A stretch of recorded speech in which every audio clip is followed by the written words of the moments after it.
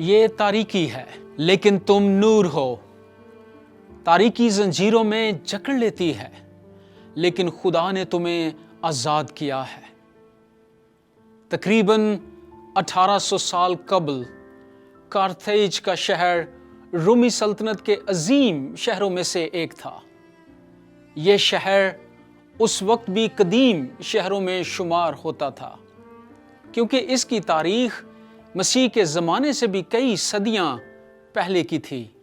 تاریخ کے ایک موڑ پر روم اور کارتھیج مخالف قوتیں تھیں۔ پھر روم نے کارتھیج کو شکست دے کر تہس نہس کر دیا، لیکن بعد میں کارتھیج شمالی افریقہ میں رومی قوت کا مرکز بن کر منظر عام پر آیا۔ موجودہ زمانے میں اس جگہ پر قائم تیونس کا جدید شہر سیاحوں اور علماء کی توجہ اپنی طرف مرکوز کرواتا ہے تاکہ وہ یہاں پر آئیں اور ان لوگوں کے بارے میں غور و فکر کریں جو بہت عرصہ قبل یہاں پر رہائش پذیر تھے۔ ان اشخاص میں سے ایک کوئنٹس سیپٹیمیس فلورنس ٹرٹولینس تھا جسے ہم ترتلیان کے نام سے جانتے ہیں۔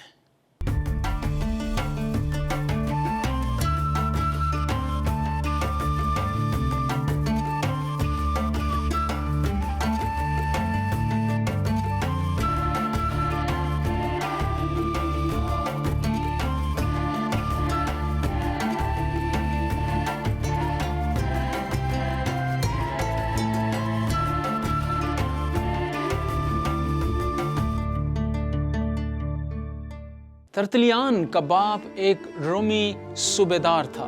صوبیدار رومی فوج میں نچلی سطح کے آفیسر تھے جو در حقیقت رومی فوج میں ریڑھ کی ہڈی کی حیثیت رکھتے تھے۔ ترتلیان کا باپ ایک مضبوط، مستقل مزاج، بہادر اور قابل بھروسہ شخص تھا۔ اس نے اپنے دماغ میں ٹھان لیا کہ اس کے بیٹے کو زندگی میں سب پر سبقت لینی چاہیے اور اس کا آغاز اس کی اعلیٰ تعلیم سے ہونا چاہیے۔ یوں وہ چھوٹا بچہ کوئنٹس ٹرٹولینس زندگی کی تمام آسائشیں رکھتا تھا۔ وہ رومی شہریت کا حق رکھتا تھا۔ اس کو لاطینی زبان میں پڑھائی کرنے کا موقع ملا۔ اس نے ادب اور قانون میں تعلیم حاصل کی۔ اس کے علاوہ اس نے فن تقریر بھی سیکھا۔ الغرض اس کی اس طور سے تربیت کی گئی کہ وہ رومی سلطنت، رومی دیوتاؤں اور رومی شہنشاہ کی بہتر طور پر خدمت کرنے کے قابل ہو سکے۔ روم میں کچھ ایسے شہنشاہ برپا ہوئے جو ذہنی طور پر غیر متوازن اور جنونی تھے، اور کچھ ایسے تھے جو ظالم بھی تھے۔ لیکن اب ایسا دکھائی دیتا تھا کہ روم میں بالآخر ایک مثالی حکمران براجمان تھا جو طاقت کے ساتھ ساتھ حکمت اور علم و ادب کو بھی اہمیت دیتا تھا۔ وہ بلا شبہ قدیم روایات اور رومی دیوتاؤں کے ساتھ بھی وفادار تھا۔ اس وقت کے رومی شہنشاہ کا نام مارکس اوریلیس جو کہ بیک وقت ایک فوجی سپہ سالار اور ایک فلسفہ دان تھا۔ اس وقت روم کئی محاذوں پر جنگ کی حالت میں تھا۔ فارس کے پارتھیوں کے ساتھ، وسطی یورپ میں دریائے ڈنوبے کے پار مارکومانی اور کوادی کے ساتھ، اور بحیرہ اسود کی دوسری طرف سے تعلق رکھنے والے سمارتھیوں کے ساتھ جنگ کی حالت میں تھا۔ مارکس اوریلیس کو سب محاذوں پر فتح حاصل ہوئی، لیکن مارکس اوریلیس کی زندگی کا ایک اور پہلو بھی تھا۔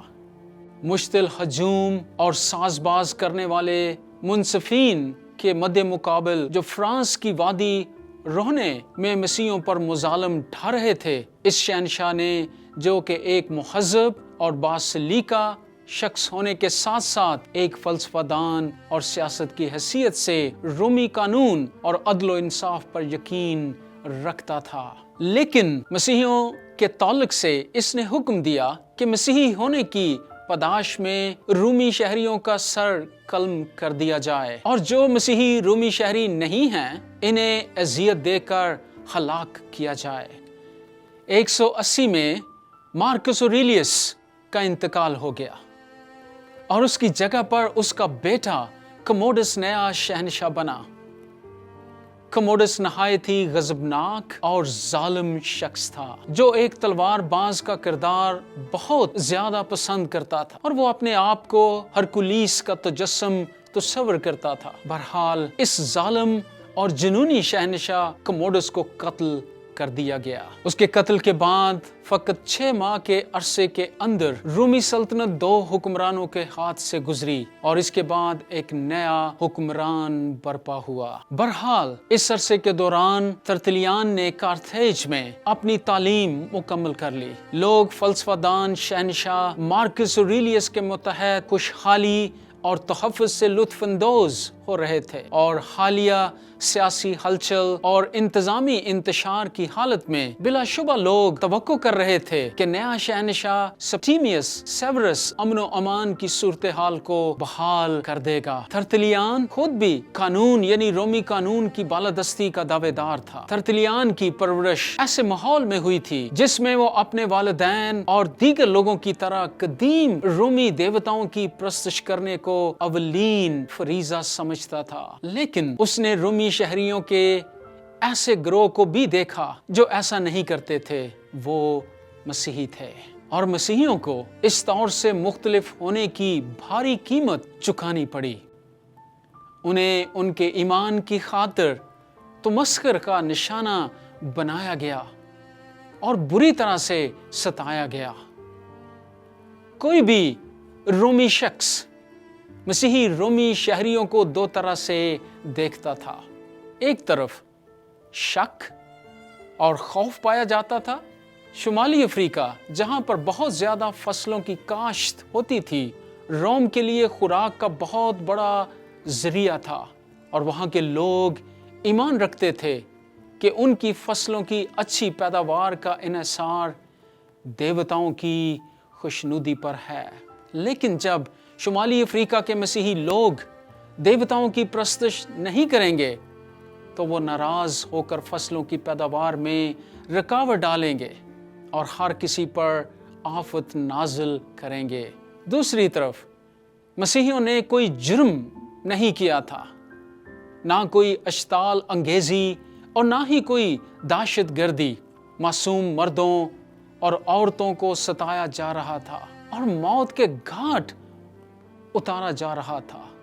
کیوں؟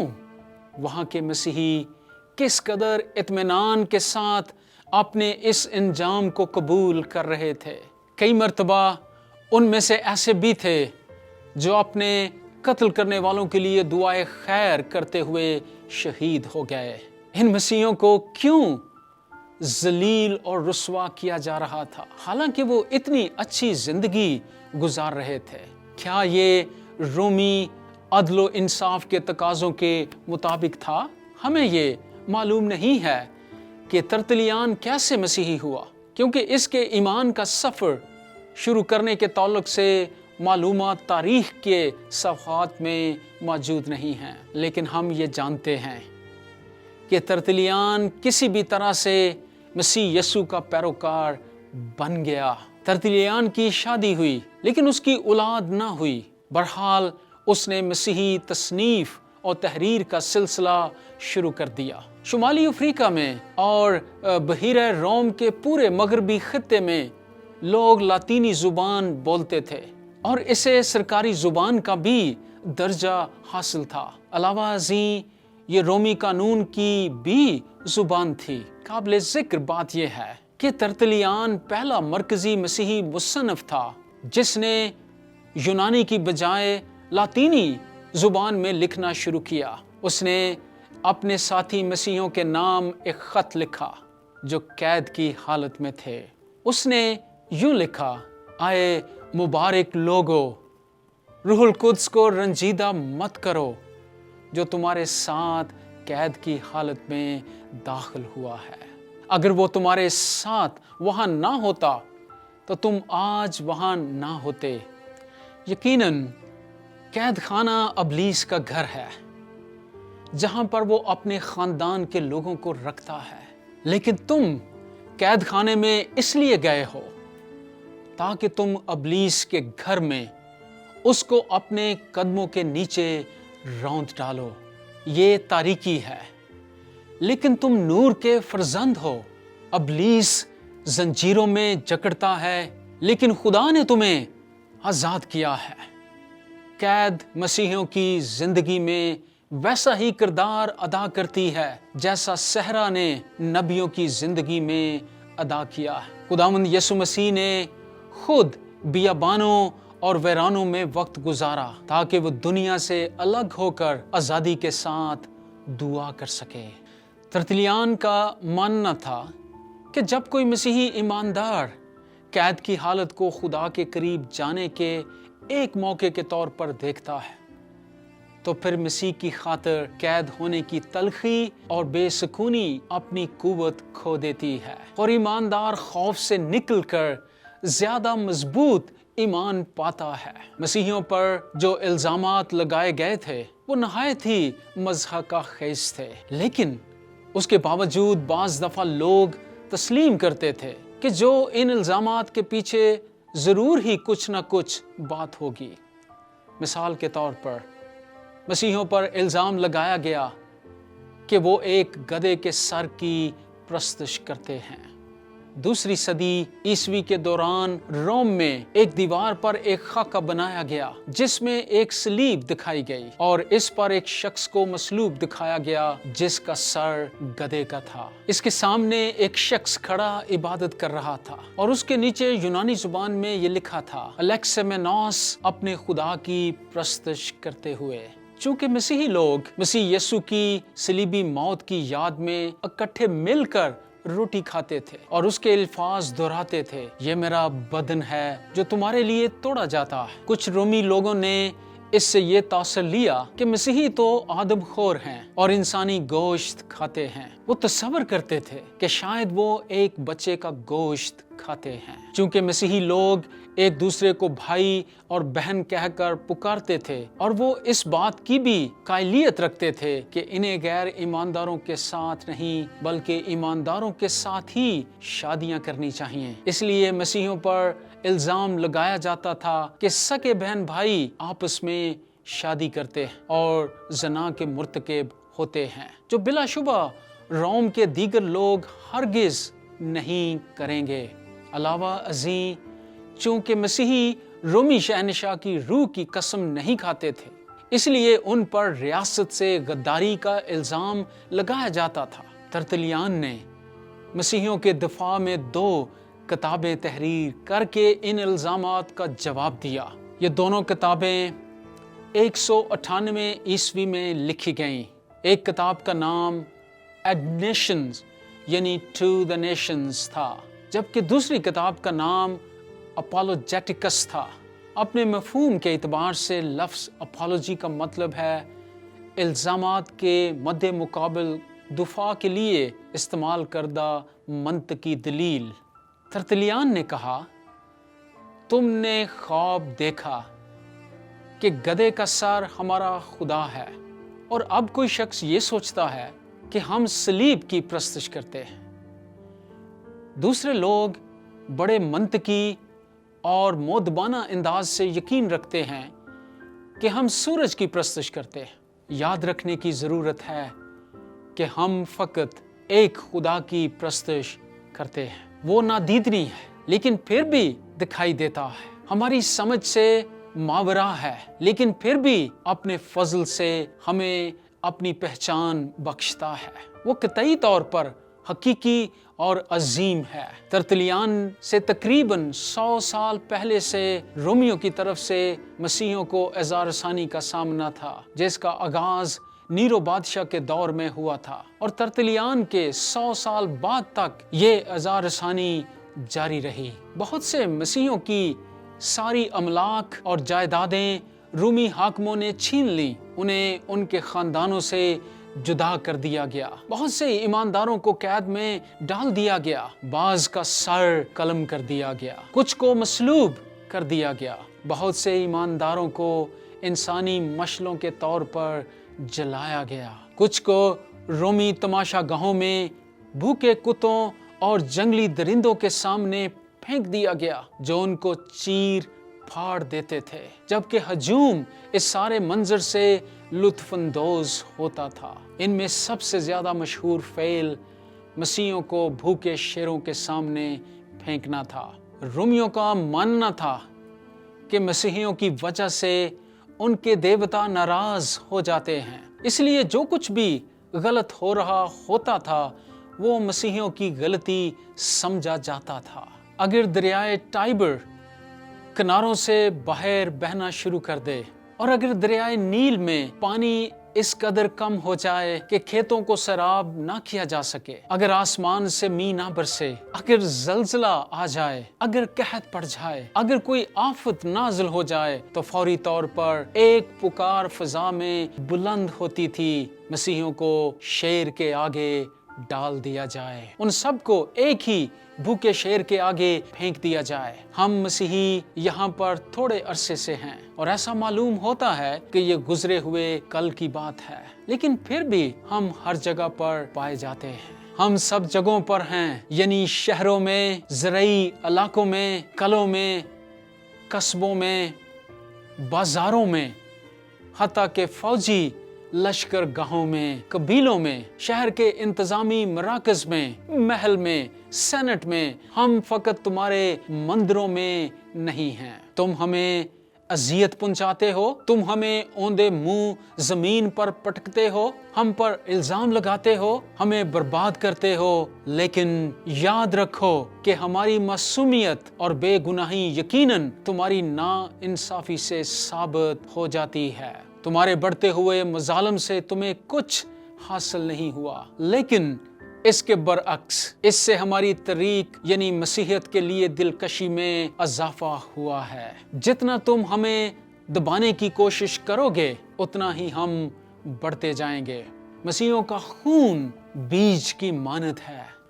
ترتلیان کے مشہور ترین اقوال میں سے ایک قول یہ بھی ہے، مسیحی پیدا نہیں ہوتے بلکہ بنتے ہیں۔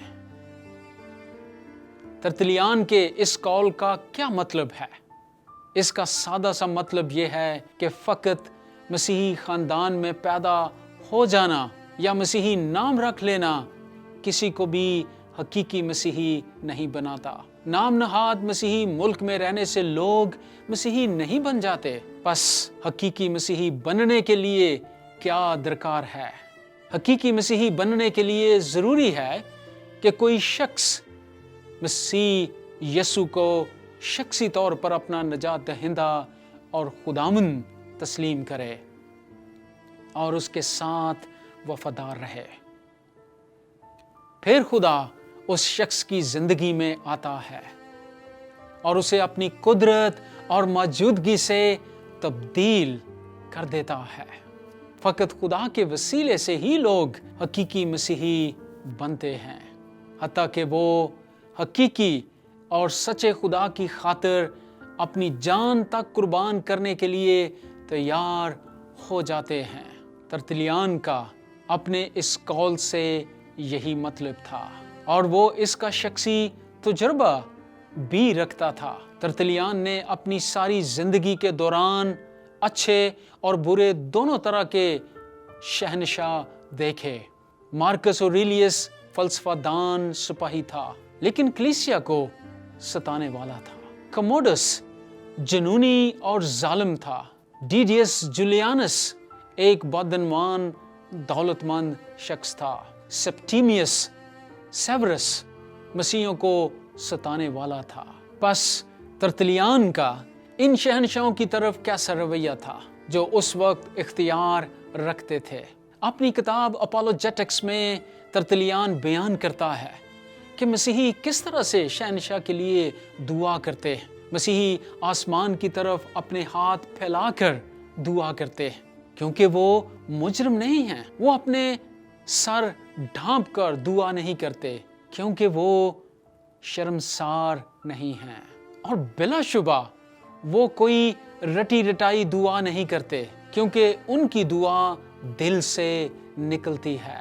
وہ ہمیشہ شفاعت کرنے والوں کی طرح تمام شہنشاہوں کے لیے دعا کرتے ہیں۔ وہ ان کی لمبی عمر، ایک محفوظ سلطنت اور ایک محفوظ گھر، بہادر فوجوں، ایک وفادار کابینہ، اچھے لوگوں، ایک پرامن دنیا کے لیے دعا کرتے ہیں، یعنی ان تمام باتوں کے لیے دعا کرتے ہیں جن کی کوئی شخص بالخصوص کیسر روم ضرور ہی خواہش کرے گا، لیکن میں شہنشاہ کو خدا ہرگز نہیں کہوں گا، کیونکہ میں جھوٹ نہیں بول سکتا، میں اس کا مذاق اڑانے کی جسارت نہیں کر سکتا، اور میں تو کہوں گا کہ شہنشاہ کو خود بھی خدا کہلوانے کی خواہش نہیں رکھنی چاہیے۔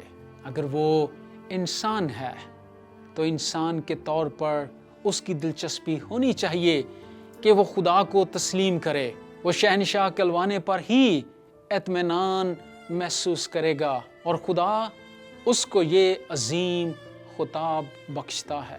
لیکن جو شہنشاہ یہ دعویٰ کرتا ہے کہ وہ خدا ہے، وہ در حقیقت اس بات کو جھٹلاتا ہے کہ وہ شہنشاہ ہے، کیونکہ اگر انسان نہیں ہے تو وہ شہنشاہ نہیں ہو سکتا۔ شہنشاہ مسیحیوں کو اظہار ثانی میں مبتلا کر رہے تھے، لیکن مسیحی لوگ شہنشاہ کی مخالفت کرنے کی بجائے اس کے لیے دعا کر رہے تھے۔ وہ اس پر غصہ نہیں نکال رہے تھے اور نہ ہی انتقام کے خواہش مند تھے۔ ترتلیان نے مزید کہا کہ در حقیقت یہ بات شہنشاہ کے حق میں ہے کہ وہ اقرار کرے کہ خدا ہی سب چیزوں پر اختیار رکھتا ہے، فقط خدا ہی حکمران اعلیٰ ہے، نہ کہ انسان، حتیٰ کہ شہنشاہ بھی حکمران اعلیٰ نہیں ہے۔ ترتلیان نے مسیحیوں کی جماعت یا مجلس کے بارے میں بیان کیا، اور ایسا کرنا اس کے نزدیک اہم تھا، کیونکہ عام آدمی کو، چاہے وہ شمالی افریقہ سے تعلق رکھتا ہو یا رومی سلطنت کے کسی اور علاقے سے، کلیسیا کے بارے میں حقیقی معنوں میں پتہ نہیں تھا۔ رومی دنیا میں اگر کوئی شخص دیوتا یا دیوی کے سامنے دعا کرنا چاہتا تھا تو اسے مندر جانا پڑتا تھا، اور ضروری ہی اپنے ساتھ کوئی نذرانہ لانا پڑتا تھا۔ وہاں پر وہ اپنے تحفظ یا خوشحالی یا من کی مراد کے لیے درخواست پیش کرتا تھا۔ دعاؤں کو پیش کرنے کے لیے اس کے علاوہ اور کوئی طریقہ نہیں تھا۔ مزید برآں روم کے سرکاری مذہب کا سربراہ خود شہنشاہ تھا۔ اس کا یہ مذہبی درجہ اس کی سیاسی قوت کو دگنا کر دیتا تھا۔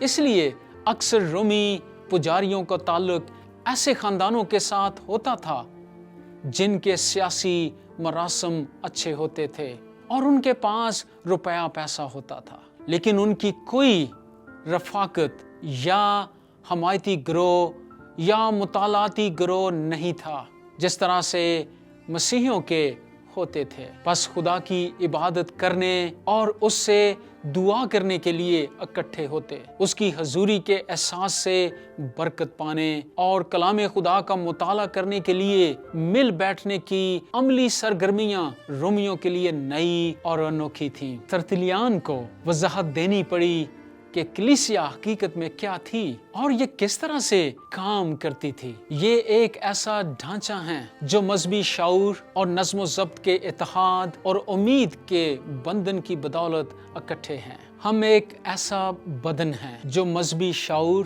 اور نظم و ضبط کے اتحاد اور امید کے بندھن کی بدولت اکٹھے ہیں۔ ہم ایک جماعت کی صورت میں خدا سے دعا کرنے کے لیے اکٹھے ہوتے ہیں۔ ہم خدا کے کلام کے مقدس الفاظ کا مطالعہ کرنے کے لیے اکٹھے ہوتے ہیں، جن سے ہمارے ایمان کی افزائش ہوتی ہے، ہماری امید کو تقویت ملتی ہے، ہمارا بھروسہ مضبوط ہوتا ہے اور اچھی عادات کی تعلیم سے نظم و ضبط میں اضافہ ہوتا ہے۔ ہمارے قائدین اعلیٰ اور ثابت شدہ کردار کی حامل بزرگ ہوتے ہیں، جنہوں نے یہ عزت اور مرتبہ پیسے دے کر حاصل نہیں کیا، بلکہ ان کی زندگی کی اچھی گواہی کے باعث انہیں یہ مقام حاصل ہوا ہے، کیونکہ خدا کی چیزیں کسی بھی قیمت سے خریدی نہیں جا سکتی۔ اگرچہ پیسوں کے ڈبے کی طرح کی کوئی چیز رکھی ہوتی ہے، لیکن اس کے لیے کسی فیس کی ضرورت نہیں ہے، گویا کہ مذہب کوئی تجارتی معاہدہ ہو، اور نہ ہی کہ کسی کو مجبور کیا جاتا ہے، بلکہ یہ ایک رضاکارانہ تحفہ ہوتا ہے۔ ہمارا شام کا کھانا کلیسیا کے نام کا ہی مفہوم پیش کرتا ہے۔ اس کو اگاپے ضیافت کہا جاتا ہے، جو کہ محبت کے لیے مستعمل یونانی لفظ ہے۔ کوئی بھی شخص اس وقت تک کھانا شروع نہیں کرتا جب تک کہ خدا کے حضور دعا نہ کر لی جائے۔ جو کچھ بھی کھانے کے لیے رکھا جاتا ہے وہ بھوک مٹانے کے لیے کافی ہوتا ہے۔ جو مشروبات استعمال کیے جاتے ہیں وہ بھی کافی ہوتے ہیں۔ جس طرح سے کھانے کا آغاز دعا سے ہوتا ہے، اسی طرح سے اس کا اختتام بھی دعا کے ساتھ ہی ہوتا ہے۔ مسیحیوں کی یہ مجلس تب ہی غیر قانونی کہلا سکتی ہے اگر یہ غیر قانونی میٹنگ کی طرح ہو، لیکن جب دیانتدار اور اچھے لوگ اکٹھے ہوتے ہیں، یعنی جب پرہیزگار اور معصوم لوگ ایک جگہ پر فراہم ہوتے ہیں، تو یہ دھڑے بازی نہیں کہلاتی، بلکہ یہ در حقیقت سینٹ کی مجلس کی مانند ہوتی ہے۔ یعنی روم کے لوگ اور سینٹ یہ ہر طرح سے ریاست کے وقار، اختیار اور قانونی حیثیت کا مظاہرہ کرتی ہے۔ مسیحی برادری روم کے لیے مسائل پیدا نہیں کرتی، بلکہ وہ روم کے لیے برکت کے خواہاں ہیں۔ علاوہ ازیں مسیحی لوگ کسی بیرونی قوت کی نمائندگی نہیں کرتے، بلکہ یہ ایسے لوگ ہیں جن کی نمائندگی خود سینٹ کو خوشی کے ساتھ کرنی چاہیے۔ رومی دنیا میں، جن میں شمالی افریقہ کے ساحلی علاقے بھی شامل ہیں، مختلف ثقافتیں تھیں جن کی اپنی اپنی قدیم ثقافتی تاریخ تھی، لیکن رومی قانون اور رومی طرز عمل سب پر غالب آیا۔ اگر خاندانی نظام اور شادی شدہ زندگی کو دیکھیں تو خاندان کا باپ حتمی اختیار رکھتا ہے۔ جب ایک بچہ پیدا ہوتا تھا تو دائی بچے کو زمین پر باپ کے سامنے رکھتی تھی۔ اگر وہ بچے کو اٹھا لیتا تو نومولود بچے کو خاندان کے بیٹے یا بیٹی کے طور پر قبول کیا جاتا تھا۔ لیکن اس کے برعکس، اگر وہ بچے کو نہ اٹھاتا تو نومولود بچے کو گھر سے باہر یا سڑک کے کنارے پھینک دیا جاتا، اور غالب طور پر مندر میں یا شہر کے کوڑے کے ڈھیر پر اگر غلاموں کی تجارت کرنے والوں کا وہاں سے گزر ہوتا تو وہ ان بچوں کو اٹھا لیتے تاکہ وہ ان کو پال پوس کر بڑا کریں اور بعد میں ان کو غلاموں کے طور پر بیچ ڈالیں۔ حیران کن طور پر ایسے ماحول میں مسیحیوں اور یہودیوں کو باقی سب لوگ عجیب و غریب تصور کرتے تھے، کیونکہ وہ اسقاط حمل اور بچوں کو پھینکنے کے عمل کی سختی سے مخالفت کرتے تھے۔ ترتلیان نے اس مشق کی مخالفت میں مسیحی عقائد اور منطق کا استعمال کرتے ہوئے یوں لکھا: آپ کے خیال میں ارد گرد کھڑے اور مسیحیوں کے خون کے پیاسے لوگوں میں سے، حتیٰ کہ نہایت ہی عدل پسند منصفین میں سے جو مسیحیوں کے طور پر ہمارے ساتھ برا سلوک کرتے ہیں، کتنے لوگ ایسے ہیں جو اپنے بچوں کو قتل کرتے ہیں؟ اگرچہ بلا شبہ قتل کی قسم میں کوئی فرق ہوتا ہے، تو پھر یقیناً پانی میں ڈبو کر مارنا یا سردی اور قحط کی حالت میں چھوڑنا اور کتوں کے سامنے پھینک دینا قتل کرنے کا زیادہ ظالمانہ طریقہ ہے۔ ایک بالغ شخص ایسی موت کی نسبت تلوار کے ایک ہی وار سے مرنے کو ترجیح دے گا، لیکن ہم مسیحیوں کے لیے قتل ہمیشہ سے ہی منع ہے، حتیٰ کہ ماں کے بطن میں پڑنے والے بچے کا قتل بھی منع ہے۔ جبکہ انسان کی رگوں میں خون دوڑنا شروع ہو جاتا ہے تو اس کو ختم کرنا بالکل ناجائز ہے۔ کسی بچے کو پیدا ہونے سے روکنا بھی ایک قتل کی شکل ہے، کیونکہ یہ کسی طور سے کوئی ایسی زندگی چھیننے سے مختلف نہیں ہے جو پیدا ہو چکی ہے۔ اسی طرح کسی نومولود بچے کو مار دینا بھی قتل ہی کے زمرے میں آتا ہے۔ ایک بچہ بھی انسان ہے اور انسان ہونے کے لیے ہی آیا ہے۔ ہاں، جس طرح سے ایک بیج میں سارا پھل ہوتا ہے، سارا پھل ایک بیج میں ہی ہوتا ہے۔ ایک تربیت یافتہ مفکر کے طور پر ترتلیان نے مسیحی ایمان کے بارے میں بھی لکھا، یعنی مسیحی کن باتوں پر یقین رکھتے ہیں؟ बाइबल मुकद्दस हमें तारीखी वाकयात मुहैया करती है कि किस तरह से लोगों ने अपनी जिंदगियों में खुदा की मुदाखलत का तजुर्बा किया। शायरी की किताबें इस तजुर्बे का इजहार करती हैं। हिकमत की किताबें इस बात की तरफ इशारा करती हैं कि खुदा क्या चाहता है। नबूवत की किताबें जो इंसानी जिंदगियों के लिए खुदा का कलाम पेश करती हैं, खुदा के मकसद को बयान करती हैं और अक्सर मुस्तकबिल के वाकयात का ऐलान करती हैं जिनके वकूअ पज़ीर होने का तयन खुद खुदा ने किया है। और खतूत मुख्तलिफ सूरत अहवाल के लिए खुदा के लिए जवाबात को पेश करते हैं, लेकिन किसी भी जगह पर बाइबल मुकद्दस खुदा की फितरत के बारे में फलसफियाना तज्जिया पेश करने की कोशिश नहीं करती। बाइबल मुकद्दस में हमें फकत खुदा काम करता हुआ दिखाई देता है। बाइबल मुकद्दस खुदा की वजाहत करने पर अपनी तवज्जो मरकूज नहीं करती या किसी चीज की मानद उसका तज्जिया नहीं करती। जब हम खुदा के कलाम का मुताला करते हैं तो खुदा हम पर छोड़ देता है कि हम ऐसे नजरियात और तरीकों को तश्कील दें जिनकी बदौलत हम उसके मुतालिक बात कर सकें। फिर भी हम इंसानों के तौर पर जो वक्त और मादी दुनिया में रहते हैं, छोटी सी दुनिया में छोटी सी जगह पर रहते हुए और मुख्तसर दुरानिया जिंदगी रखते हुए लामहदूद और अब्दी खुदा को पूरे तौर पर किस तौर से समझ सकते हैं। बाइबल के मुश्किल तरीन मौज़ूआत में से पाक तसलीस के बारे में तहरीर करना है, जो कि खुदा की हस्ती का जौहर और फितरत है। हम बाइबल मुकद्दस में इस तौलक से क्या पढ़ते हैं?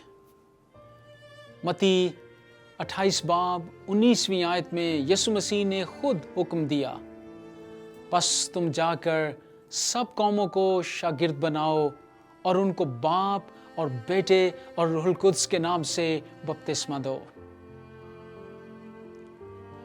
दूसरे करंथियों 13 बाब और उसकी 14 आयत में पौलुस रसूल कलीसिया को ये बरकत देता है। खुदावंद यीशु मसीह का फजल और खुदा की मोहब्बत और रूहुल कुद्स की शराकत तुम सब के साथ होती रहे। तरतलियान खुदा के कलाम से बखूबी वाकफियत रखता था।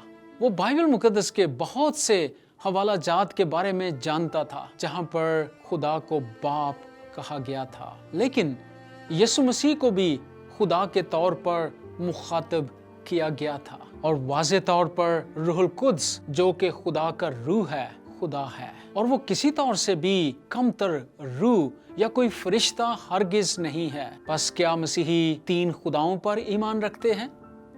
ये मसीहत की तालीम नहीं है। फकत एक ही खुदा है। फिर क्या मसीही इस बात पर यकीन रखते हैं कि सिर्फ एक ही खुदा है, लेकिन उसने मुख्तलिफ औकात पर खुद को 3 मुख्तलिफ तरीकों से जाहिर किया, यानी बाज़ दफ़ा बाप के तौर पर, बाज़ दफ़ा यसु की सूरत में और बाज़ दफ़ा रूहुल कुद्स के तौर पर? नहीं, बिल्कुल भी ऐसा नहीं है। जब तरतलियान इस हकीकत का मुताला कर रहा था तो उसके सामने लातीनी जुबान का एक लफ्ज़ अबा, जब तरतलियान इस हकीकत का मुताला कर रहा था तो उसके सामने लातीनी जुबान का एक लफ्ज़ आया, यानी ट्रिनिटास, एक या वाहिद के लिए लातीनी लफ्ज़ यूनस है। इसमें से मुश्तक गैर मरई इस्म यूनिटास है जिसका मतलब वहदत है। 3 के लिए लातीनी लफ्ज़ ट्री है और तेहरा या 3 तय के लिए लातीनी लफ्ज़ ट्रीनस इस्तेमाल होता है। लिहाजा तरतलियान ने खुदा को बयान करते हुए ट्रिनिटास लफ्ज़ का इस्तेमाल किया जिसका मतलब है 3 में 1। इसका मतलब ये था कि खुदा एक है, यानी वो फकत एक ही खुदा है, लेकिन वो अज़ल से वजूद रखता है, वो जिंदा है, वो सह पहलू वजूद रखता है जिसका इजहार हम पर खुदा बाप, खुदा बेटे और खुदा रूहुल कुद्स के तौर पर होता है। लेकिन तरतलियान ने इस लफ्ज़ की खूबसूरती को देखा جو شاہی انداز بیان سے آگے کا مفہوم رکھتا ہے، یعنی ایک شخص میں 3 کا ہونا۔ علاوہ ازیں ترتلیان نے بخوبی جان لیا کہ یسوع ایک شخص ہے۔ وہ ایک بدن میں 2 اشخاص نہیں ہے، لیکن وہ ضرور ہی 2 فطرتیں رکھتا ہے جو ایک دوسرے کے ساتھ خلط ملط نہیں ہوئی، بلکہ بیک وقت ایک ہی بدن میں رہتی ہیں۔ وہ کامل انسان اور کامل خدا ہے۔ اس کی ہر ایک فطرت کامل اتحاد میں اپنی خصوصیات کو برقرار اور محفوظ رکھتی ہے۔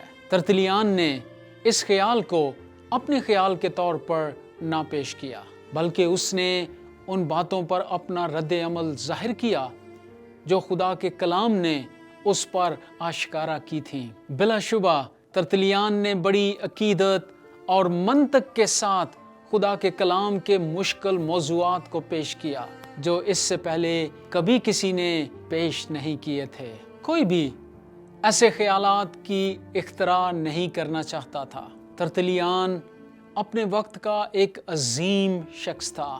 وہ مسیحیوں کے خلاف ہونے والی ناانصافی اور اعزار ثانی کے سامنے کھڑا ہو گیا۔ اس نے ہر قسم کے تشدد کے سامنے اپنی آواز بلند کی۔ وہ ماں کے بطن سے لے کر قبر تک انسانی زندگی کے تقدس اور عظمت پر یقین رکھتا تھا۔ اس نے مشکل الہیاتی سوالات کا وقار سے اور مفکرانہ انداز میں جواب دینے کی کوشش کی تاکہ ایمانداروں کی مدد ہو سکے کہ وہ خدا کو بہتر طور پر جان اور سمجھ سکیں۔ شمالی افریقہ کے عظیم ترین مصنفین میں سے ایک کی حیثیت سے ترتلیان نے مسیحیت کا دفاع کیا، جس سے مسیحیوں کی ہر ایک نسل حتیٰ کہ آج بھی بہت سے مسیحی متاثر ہوتے ہیں۔ خدا کے کلام اور سب لوگوں کے حقوق کے لیے اس کی محبت آج بھی ہمیں دعوت عمل دیتی ہے۔